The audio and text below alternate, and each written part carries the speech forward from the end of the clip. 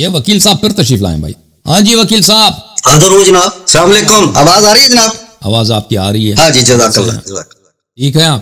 ہاں جی اللہ کا احسان. آپ سنائیے گا. اللہ تعالیٰ کا احسان ہے. Thank you sir. اچھا بہت شکریہ.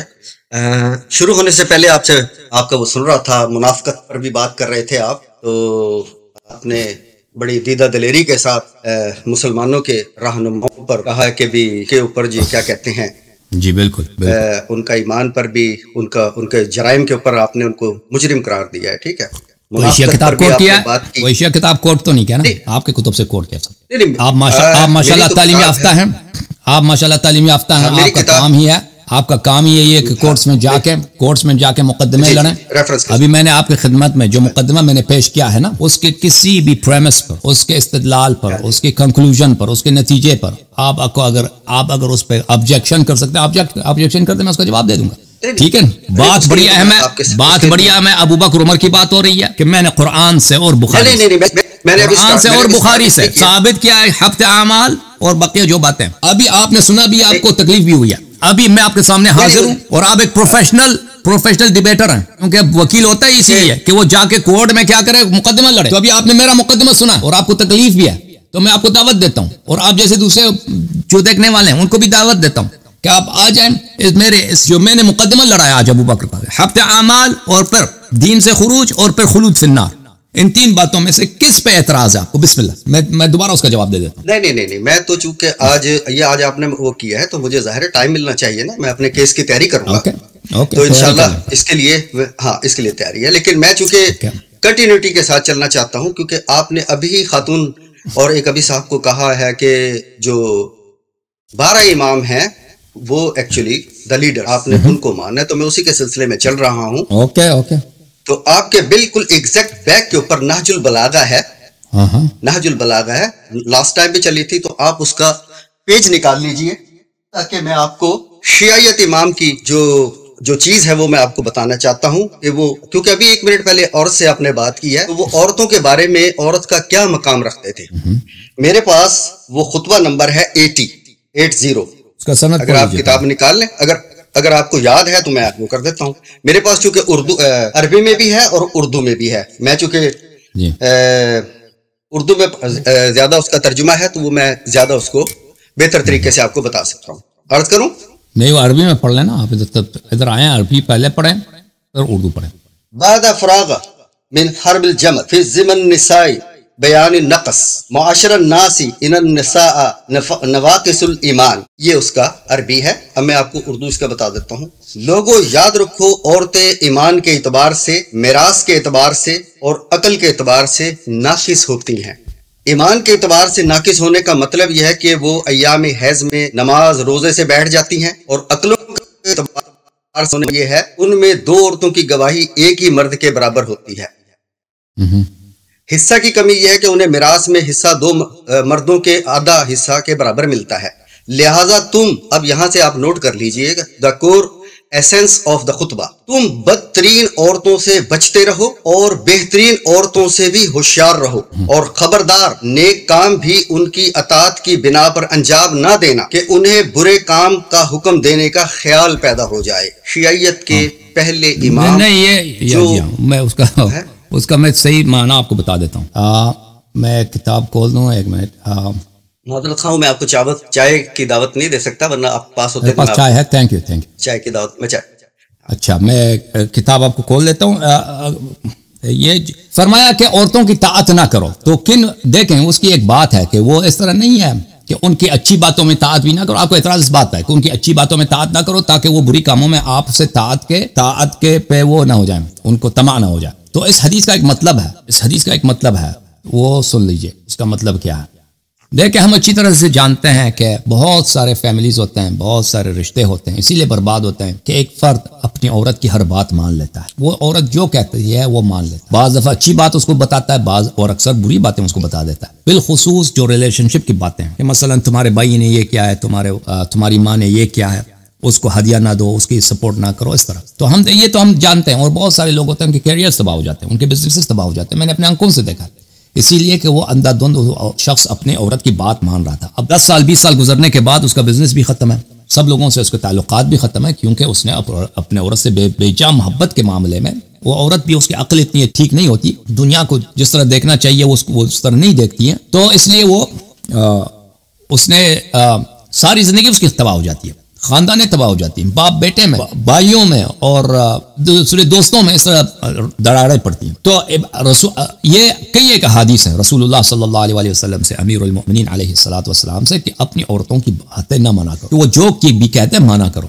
تو فرمایا اگر اس کا مطلب یہ نہیں ہے کہ ان کا کبھی کسی طرح سے بات نہ منع کرو، اس طرح مطلب یہ ہے کہ وہ طمع نہ کریں، ان کو لالچ نہ ہو جائے کہ ان کو عادت پڑ جائے کہ تمہیں ہمیشہ حکم دے دے کہ یہ کرو یہ نہ کرو، تو ان کو مایوس کرو کہ وہ زیادہ آپ سے زیادہ مطالبات نہ کریں۔ اور یہ جو فرمایا کہ ان کی باتیں حلال میں قبول نہ کرو تاکہ وہ حرام میں اور منکر میں آپ سے لالچ نہ کریں، اس کا ایک مراد ہے کہ اس کی توضیح ہے کتاب بحار الانوار جلد نمبر 100 میں، یہاں پہ صفحہ نمبر 228 میں آپ کو لے کے چلتا ہوں، یہ صفحہ نمبر 228 ہے، جلد نمبر 100 بحار الانوار کا۔ حضرت ابی عبداللہ امام جعفر صادق علیہ السلام سے روایت ہے کہ رسول پاک صلی اللہ علیہ وآلہ وسلم نے فرمایا من اطاع امرأته اکبہ اللہ علی وجہ فی النار، جس نے اپنی عورت کی باتیں مان لی اللہ تعالیٰ اس کو جہنم میں وارد کر دیتا۔ تو یہ اس کا مطلب کیا ہے؟ قال وما تلک الطاعہ، وہ کون سی طاعت ہے کہ اگر ہم اپنی عورت کی بات مان لیں تو ہم جہنم میں جائیں گے؟ قال تطلب الیہ الذهاب الی الحمامات والعرسات والعیدان، جو عورت طلب کرے کہ میں ہمیشہ حمام جانا چاہتی ہوں اور شادیوں پہ جانا چاہتی ہوں اور جشن میلوں پہ جانا چاہتی ہوں، عیدوں میں جانا چاہتی ہوں، باہر بازاروں میں جانا چاہتی ہوں۔ والنائحات، پرانے زمانے عربوں میں یہ ہوتا تھا کہ وہ عورتوں کو لاتے تھے گریا کے لیے، اگر کوئی شخص مرتا ہے تو وہ پروفیشنل وہاں پہ گریا کرنے والی عورتیں تھیں، تو ان کو لاتے تھے کہ تم گریا کرو، تو وہ آ کے گریا کرتی تھی، تو ان کے پاس جائے۔ والثياب الرقاق، اور وہ عورت اگر طلب کرے کہ ثياب رقاق، میں نازک کپڑے پہننا چاہتی ہوں، تو اگر یہ مان لے تو وہ کیا ہوتا ہے، اس کی وہ اللہ تعالیٰ اس کو جہنم میں بھیج دیتا ہے۔ روایت میں مزید روایت ملاحظہ فرمائیے، قال رسول، یہ شیعوں کی حدیث ہے، قال رسول اللہ صلی اللہ علیہ وآلہ وسلم کلما ازداد العبد ایمانا ازداد حبا للنساء، انسان کو عورت سے محبت کرنی چاہیے، عورت کا احترام کرنی چاہیے، لیکن یہ نہیں کہ اس کی ہر بات ماننی چاہیے، تو ان دو چیزوں میں بڑا فرق ہے۔ طاعت نہیں کرنی چاہیے، مرد کو، شوہر کو طاعت کرنے سے منع ہے، طاعت کرنے سے منع ہے، مرد کو اپنے عقل سے کام کرنا چاہیے، اور لیکن محبت کرنا، وہ رسول پاک صلی اللہ علیہ وآلہ وسلم نے فرمایا کہ جتنا انسان کا ایمان بڑھ جاتا ہے اس سے اس کے عورت سے محبت اس کی بڑھ جاتی ہے۔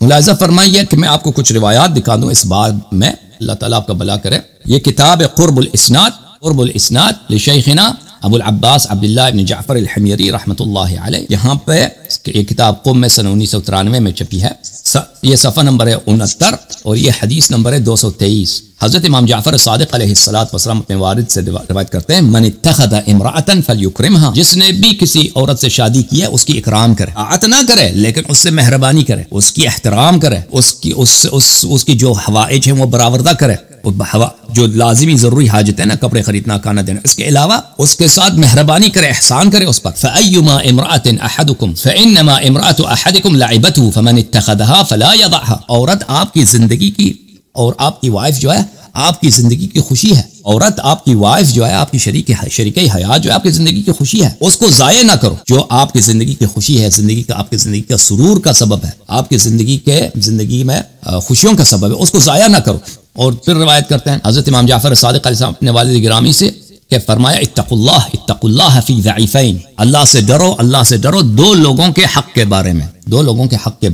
آپ لوگوں کی کتابوں میں ایسے حدیث ہے؟ بالکل نہیں، آپ کی کتابوں میں دو ایسے لوگ ہیں ان کے حق میں ڈرو کہ وہ کمزور لوگ ہیں، ایک کون ہے؟ ایک یتیم ہے، ایک مرأہ، ایک یتیم ہے، ایک آپ کے جو گھر میں جو خواتین ہیں اس میں آپ کی بہن بھی آ جاتی ہے، اس میں آپ کی وائف بھی آ جاتی ہے، آپ کی بیٹی بھی آ جاتی ہے، ٹھیک ہے، ایک عورت کے معاملے میں اور ایک یتیم کے معاملے، اللہ سے ڈرو۔ فإن خياركم لأهله، آپ میں سے بہترین وہ فرد وہ ہے جو اپنے گھر میں اپنی عورت کے ساتھ، اپنی بہن کے ساتھ، اپنی بیٹی کے ساتھ بہترین رویہ رکھے۔ آپ کو میں یہاں انٹرپٹ کر سکتا ہوں اگر اجازت ہو تو؟ نہیں، آپ مجھے کوئی قرآن پاک آپ سنو بھائی۔ اچھا، یہ کتاب ہے قرب الاسناد، اس کو اشعثیات بھی کہتے ہیں۔ یہاں پہ اس کتاب کے جو وہی ہیں وہ پہلے بھی قرب الاسناد دکھا چکے ہیں۔ اچھا، یہاں پر ملاحظہ فرمائیے، عن علی ابن الحسین، حضرت امام زین العابدین علیہ السلام سے روایت ہے کہ انہوں نے رسول پاک صلی اللہ علیہ وآلہ وسلم، علی علیہ السلام سے، پھر رسول پاک صلی اللہ علیہ وآلہ وسلم سے روایت کی، ومن اتخذ زوجة فلیکرم، جس کی شادی ہو جائے کسی عورت سے، اس عورت سے نیکی کرو، اس عورت سے تم محبت کرو، اس کا اکرام کرو، اس پہ احسان کرو. یہ کتاب الفروع من الکافی للکلینی رحمۃ اللہ علیہ الجزء الخامس، یہاں پہ ملاحظہ فرمائیے صفحہ نمبر 510 میں باب حق المرأة علی الزوج، یہ پورا باب سیکشن ہے کہ عورت کا اپنے شوہر پہ کیا حقوق ہیں. بھئی آپ اس کی اطاعت نہ کریں نا، جو عورت جو بھی کہتی ہے تم کرو وہ نہیں کرو، لیکن تمہارے عورت کے حقوق ہیں. میں نے حضرت امام جعفر صادق علیہ الصلوۃ والسلام کی خدمت پہ عرض کیا، ما حق المرأة علی زوجها اذا فعله كان محسنا، عورت کی شوہر پر، بیوی کی شوہر پہ کون سے حقوق ہیں اگر وہ حق شوہر بجا لائے تو اس نے نیکی کا عمل انجام دیا، وہ نیکوکار ہے. امام جعفر صادق علیہ الصلوۃ والسلام نے فرمایا یشبعها ویکسوها، یشبعها ویکسوها، اس کو بہترین کھانا دے دے، اس کا بہترین خرچہ دے دے اور اس کا کپڑا دے دے جو اس کے لائق حال ہے، اس کے تمام اخراجات پورا کرے. وَإِن جَهِلَتْ غَفِرَ لَهَا، اور اگر عورت سے کوئی خطا ہو جاتی ہے اس کو معاف کرے. اگر آپ کی بیوی کوئی خطا کرتی ہے، کوئی کوتاہی ہوتی ہے، اس سے کوئی غلطی ہو جاتی ہے، اس کو معاف کرو. وقال ابو عبداللہ علیہ الصلوۃ والسلام كانت امرأة عند ابی تؤذیہ فیغفر لها، میرے والد گرامی کا ایک زوجہ تھی، ایک وائف تھی، وہ بہت اذیت کرتی تھی میرے والد صاحب کو. میرے والد صاحب ہمیشہ اس کو معاف کرتے تھے. امام باقر علیہ السلام اس کو معاف کر رہے تھے. امام جعفر صادق علیہ الصلوۃ والسلام رسول پاک صلی اللہ علیہ وسلم سے روایت کیا، فما حقها علیہ، فما حقها علیہ، عورت کا حق اور شوہر پہ کیا؟ فرمایا یکسوها من العراء ویطعمها من الجوع وان اذنبت غفر لها، اور یہ عورت کا حق ہے، یعنی شوہر پہ واجب ہے کہ یہ انجام دے، اس کے تمام خرچے پورا کرے، جتنے خرچے ہیں کھانے کے، کپڑے کے، زندگی کے دوسرے اخراجات پورے کرے. اس کے علاوہ اگر اس سے غلطی ہو جاتی ہے تو اس کو معاف کرے. پھر روایت ہے امام جعفر صادق علیہ السلام سے، اتقوا اللہ فی الضعیفین یعنی بذلک الیتیم والنساء وانما ہن عورہ، اللہ تعالیٰ سے ڈرو دو کمزور لوگوں کے حق کے بارے میں، دو کمزور لوگوں کے حق کے بارے میں، ایک یتیم اور ایک اپنی بیوی کے حق کے بارے میں اللہ سے ڈرو. اور یہ جو ہیں انما ہن عورہ، عورتیں جو ہیں آپ کی عزت ہیں، عورتیں آپ کی عزت ہیں.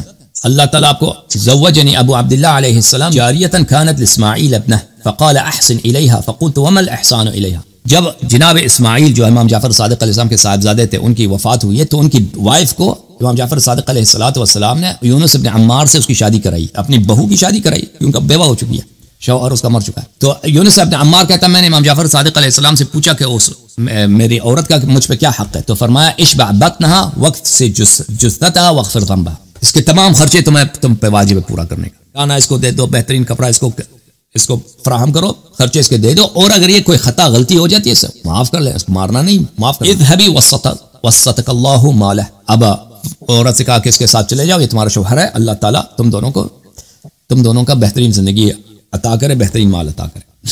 اچھا، امام جعفر صادق علیہ السلام سے روایت ہے کہ کسی نے ان سے پوچھا ما حق المرأة علی زوجها، عورت کا کیا حق ہے اپنے شوہر پر؟ فرمایا یسد جوعتها ویستر عورتها ولا یقبح لها وجها، فرمایا کہ اس کی کھانا اس کو دے دے، بہترین کپڑے اس کے لیے خرید لے، اور اپنا چہرہ چہرے پہ کبھی غضب نہ لائے، اپنے عورت اپنے چہرے پر کبھی غضب کے آثار نہ لائے، جب بھی غلطی کرے تو اس کو معاف کرے. اجازت نہیں ہے کہ اپنا چہرے پہ غضب کے آثار اپنے عورت پہ ظاہر کرے. فاذا فعل ذلك فقد والله ادى حقه، اگر یہ کام کرے تو عورت کا اس نے حق ادا کیا.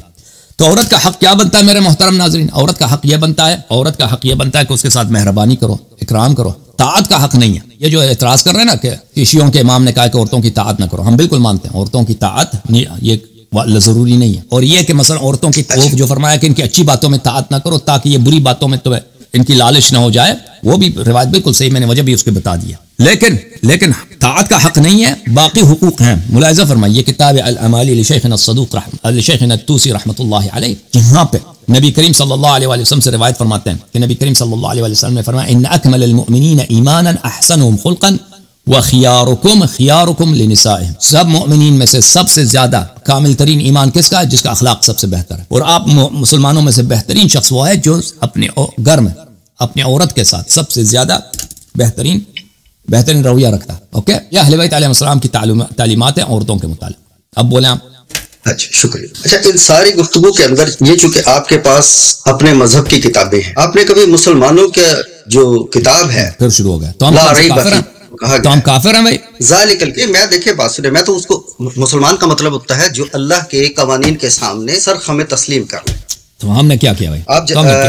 آپ اس کو ہم نے کیا کیا؟ آپ یہ بتائیے گا، آپ نے کبھی مسلمانوں کی جو لا ریب کتاب ہے اسے آپ نے ابھی تک کوئی حوالہ نہیں دیا کہ عورت کی آپ نے نہ اطاعت کرنی ہے نہ وہ واجب الاطاعت ہے، آپ اس کو کھانا کھلا دیں. آپ نے کوئی مجھے ریفرنس نہیں دیا، کوئی قرآن جو ہے جو کہتا ہے فرقان ہے، حق و باطل کے اندر آپ کا پہلا امام پہ در پہ 9 شادیاں کر کے 28 بچے پیدا کر لیتا ہے. پیغمبر نہیں پیغمبر نے کتنی شادیاں کی؟ پیغمبر سے زیادہ نہیں کیا. میں نے آپ کی کسی بات میں انٹرپٹ نہیں کیا. آپ میری بات نہیں، تم جاہلانہ باتیں نہ کرو نا ایڈوکیٹ صاحب، جاہلانہ باتیں نہ کرو. نہیں جاہلانہ، اگر دیکھیں پہلے آپ اسلام سے نکل جائیں. 28 بچے پیدا کریں جن میں 18 بچے پیدا کرے ہیں، 10 لڑکیاں ہیں. اس میں اس کا کیا؟ 18 لڑکے ہیں اور 10 لڑکیاں ہیں، اور آپ ان کو حق نہیں دے رہے ہیں، نہ تعلیم کا حق دے رہے ہیں. اللہ کہتا ہے الرحمن علم القرآن، الرحمن علم القرآن. اور پیغمبر سے زیادہ شادی کیا ہے؟ پیغمبر سے زیادہ شادی کیا ہے پیغمبر ہے. اور ایڈوکیٹ مجھے بتاؤ نا، اور آپ کافر ہیں یا مسلمان ہیں؟ آپ کہتے ہیں انہوں نے 9 شادیاں کی. اب میرے ذہن میں نہیں ہے انہوں نے کتنی شادیاں کی ہیں، لیکن 4 سے زیادہ بیک وقت نہیں کر سکتے، یہ مجھے پتا ہے. اب مجھے بتائیں انہوں نے رسول پاک صلی اللہ علیہ وسلم پہ در پہ، میں نے عرض کی ہے پہ در پہ. آپ کو پتا ہے، آپ کو پتا ہے اس زمانے میں سوشل سروسز نہیں ہوتے تھے. آپ کو پتا ہے نا، جیسے آپ انگلینڈ میں بھی ہوتے ہیں کہ بیوہ عورتوں کو کیا ملتا ہے؟ گورنمنٹ سے اسٹائپنڈ ملتا ہے. اس زمانے میں نہیں تھا. آپ کو پتا ہے؟ میں ان کا بینیفٹ کی بات نہیں کر رہا ہوں، میں بات کر رہا ہوں کہ وہ عورتوں سے نکاح کر سکتے ہیں، لیکن آپ ان کو رائٹ نہیں دے سکتے، آپ ان کو لیڈر نہیں مان سکتے. کیوں نہیں مان سکتے بھائی؟ کیوں آخر کیوں؟ یہی تو عرض کر، یہی تو آپ نے کیا. آپ سن لو، آپ سن لو. آپ ان کو لونڈیاں بنا رہے ہیں. ایک منٹ. آپ ان کو لونڈیاں بنا کر، کس نے لونڈیاں بنا کر بیچ رہے ہیں. ہاں ہم نے بیچا ہے بھائی. اوکے بھائی، یہ آدمی جو ہے نا، ایک منٹ چپ کرو، ایک منٹ چپ کرو، چپ. یہ شخص دیکھے میرے محترم، ان کو کچھ نہیں معلوم، کہتے ہیں انہوں نے 9 شادی کی. میں آپ کے پاس آپ اسلام اور بھائی اسلام میں اگر کوئی عورت، آپ زبردستی کسی سے شادی نہیں کر سکتے. اگر ایک عورت راضی ہے کہ آپ سے شادی کرے، اگلا سٹیپ نہیں، سن لو بھائی، پلیز سن لو. جہالت کی بھی کوئی حد ہوتی ہے. اگر کوئی عورت آپ سے راضی ہے کہ وہ شادی، اگر راضی نہیں ہے تو شادی نہ کرے بھائی.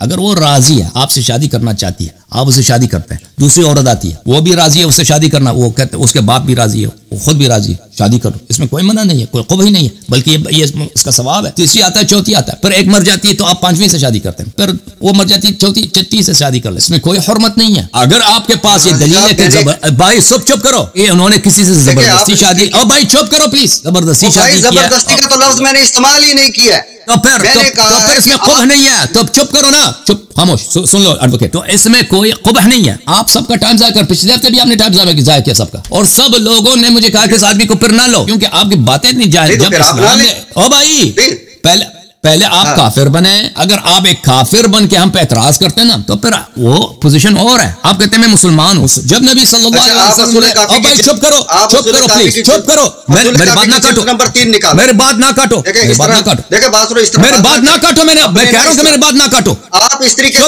نہیں، اس طرح بات مت کریں. اس لہجے میں میں اسی لہجے میں آپ کے ساتھ بات کر رہا ہوں، کیونکہ آپ جو ہے نا بہت، آپ مجھے، میں نے پچھلے ہفتے بھی کہہ دیا کہ آپ ڈیسائیڈ کریں کہ آپ مسلمان ہیں یا کافر ہیں. اگر آپ مسلمان ہیں تو آپ اعتراض نہیں کر سکتے کہ اس شخص کے کیوں 18 بیٹے ہیں. بھائی اللہ اس کو 50 بیٹے دے، آپ کو کیا تکلیف ہے بھائی؟ آپ کہتے ہیں انہوں نے کسی کو لونڈی بنایا. کس کو لونڈی بنایا؟ کیوں جھوٹ کہہ رہے ہو؟ امیر المؤمنین علیہ السلام نے کسی کو زبردستی لونڈی نہیں بنایا. نہ امام حسن علیہ السلام نے بنایا، نہ امام حسین علیہ السلام نے بنایا. کسی ہمارے امام نے کسی کو زبردستی لونڈی نہیں بنایا. اگر وہ لونڈی ہے تو پیغمبر صلی اللہ علیہ وسلم نے زبردستی لونڈی بنایا. صفیہ بنت حیی ابن اخطب اسیر لیا ہے، اس کو لونڈی بنایا. ہمارے ائمہ طاہرین علیہم الصلوۃ والسلام کی جو عورتیں ہیں انہوں نے اگر بازار سے خریدی ہے یا جنگ میں سے کوئی اسیر پکڑی گئی ہے تو وہی ہے. اس کے علاوہ کسی کو زبردستی کسی مسلمان کو نہیں بنایا ان لوگوں نے. یہ آپ سب کی جھوٹی باتیں ہیں، آپ کو پتہ بھی نہیں، آپ سب کا ٹائم ضائع کر رہے ہیں. اگر امیر المؤمنین علیہ السلام کو اللہ تعالیٰ نے 18 بیٹے دیے، اللہ تعالیٰ نے اس کو 18، تو تمہیں کیا تکلیف ہے؟ یہ کوئی اعتراض ہے؟ میں اس کا جواب دے دوں؟ میں سب لوگوں کا ٹائم اسی پہ ضائع کر دوں کہ ان کے کیوں 18 بیٹے ہیں، یا ان کے مثلا 18 اولاد ہیں؟ اللہ 12 بیٹے دیے، مثلا بیٹیاں دی اللہ تعالیٰ نے. اس زمانے میں بہت ساری، یہ ہوتا تھا کہ جنگیں ہوتی تھی، جنگوں میں بہت سارے لوگ قتل ہو جاتے تھے، تو ان بیواؤں کو خیال رکھنے کے لیے کوئی نہیں ہوتا تھا. تو بہت وہ عورتیں چاہتی تھی، اللہ سے چاہتی تھی کوئی ان سے رشتہ مل جائے، کہیں اس کی شادی ہو جائے. تو اس لیے کیونکہ جو عورت بیوہ ہوتی تھی، اس کے 2 بچے 3 بچے 4 بچے ہیں، اب وہ کہاں سے خرچہ چلائے گی بیچارہ؟ شوہر تو مر گیا ہے اس کا. تو اس طرح بہت سارے لوگ ہوتے تھے کہ وہ شہوت پرستی کے لیے نہیں، اس لیے کہ یتیموں کا اور بیواؤں کا دیکھ بھال کیا جائے، ان سے شادی کرتے تھے، اور اسلام نے اس کی اجازت دی ہے. ائمہ اطہار علیہ السلام نے کئی ایک شادیاں کی، الحمدللہ رب العالمین. یہ حرام نہیں ہے. آپ کی مغربی فکر ہے بھائی، آپ کی وہ ایک غیر اسلامی ایک ملحدانہ فکر ہے. آپ سمجھتے ہیں کہ اگر مرد نے 2 عورتوں شادی کی تو یہ کیسے ہو سکتا ہے، کیسے ہو، اس نے 10 شادی کی، یہ کیسے ہو سکتا ہے؟ تم جا کے پہلے پیغمبر کو دیکھو. اب پیغمبر سے زیادہ تو شادی نہیں کی نا. پیغمبر صلی اللہ علیہ وسلم بیک وقت ان کے 9-10 شادی عورتیں ہوتی. بھائی تم مسلمان ہو کہ اس پہ اعتراض کر رہے ہو؟ کوئی جہالت کی بھی کوئی حد ہوتی ہے بھائی.